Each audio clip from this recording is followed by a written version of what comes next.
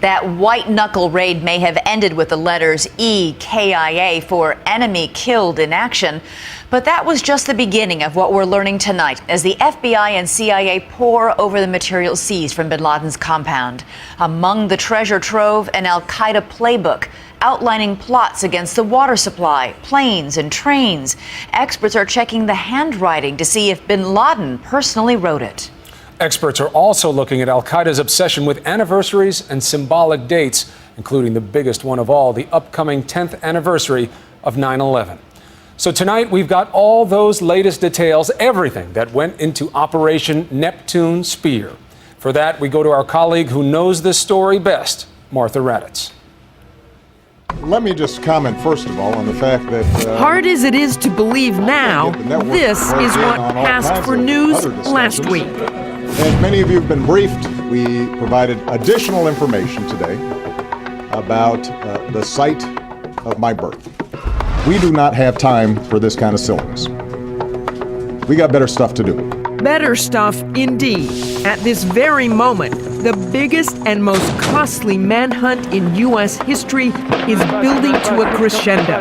The target, Osama bin Laden. This is something that we've been after for 15 years. It goes back before 9/11. What would become known as Operation Neptune Spear began last July, when after years of painstaking intelligence gathering, a CIA operative spotted bin Laden's trusted courier, a man known as Abu Ahmed al-Kuwaiti, in Peshawar, Pakistan.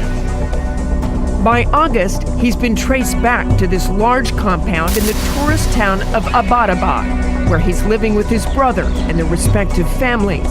The compound has few outward-facing windows and high walls topped with electrified barbed wire. They had implemented some very heavy security measures. The president is first briefed on the compound that same month. Throughout the fall, aggressive surveillance from the sky and from a nearby CIA safe house determines that another family is living there too, on the second and third floors of the main structure. The family fits the profile of the bin Ladens. Suspiciously, they're burning their own trash.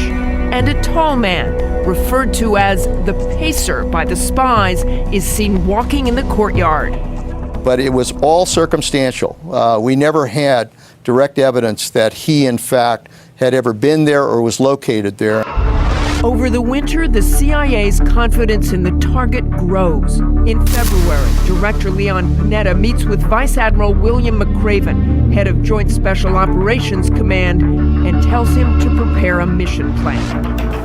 As winter turns to spring, the president chairs no less than 5 super-secret national security meetings on this topic.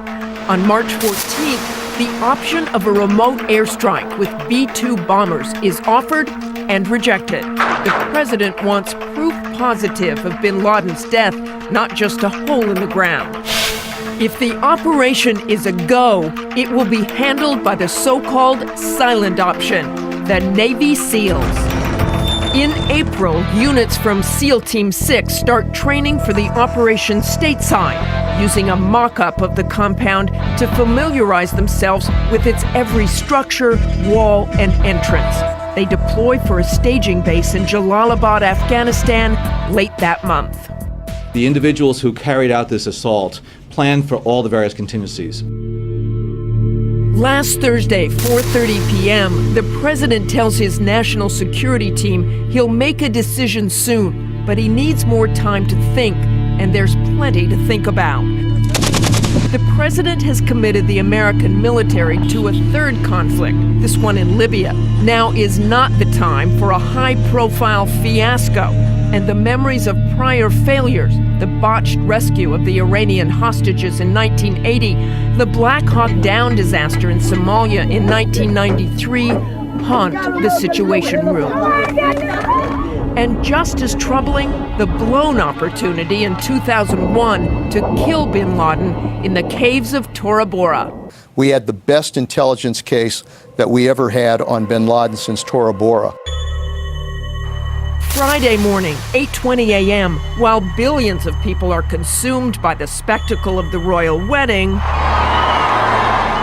President Obama meets again with his national security team and tells them it's a go. Immediately after green-lighting the operation, the president flies to Alabama to tour the storm damage, while in Jalalabad, the SEAL team makes their final preparation. Saturday, the president calls Vice Admiral McCraven, himself a former SEAL, and tells him, "It's in your hands, friend." But the operation is delayed. The weather's not right. In Jalalabad, the SEAL team goes through their checklist once again as they wait for the signal. The people of Pakistan and its military are blithely unaware of what's in the works. The biggest story of the day is a victory by the national cricket team. And West Indies 14-1. And in the States, the news is equally light. People think bin Laden is hiding in the Hindu Kush, but did you know that every day from 4 to 5 he hosts a show on C-SPAN? Saturday night is the White House Correspondents' Dinner. I sit next to Admiral Mike Mullen, chairman of the Joint Chiefs of Staff. He's all small talk. You'd never know what was going on, while President Obama does some Oscar-worthy acting himself. My fellow Americans, mahalo. It is wonderful to be here at the White House Correspondents' Dinner. What a week. But behind the scenes, in the Situation Room, White House staffers and the military are beginning to gather. Sunday morning, Director Panetta goes to church. The president takes in 9 holes of golf. By 1 p.m., the national security staff is now gathered in the Situation Room, hooked into a live video feed from CIA headquarters. We had set up an operations post here at the CIA, and I was in direct communication with Admiral McCraven, who was located in Afghanistan. 2:05 p.m., 11:05 in Abbottabad. The operation is Code Green, and the Navy SEALs, the silent option, are slipping over the base of the Himalayas with public enemy number 1 in their crosshairs.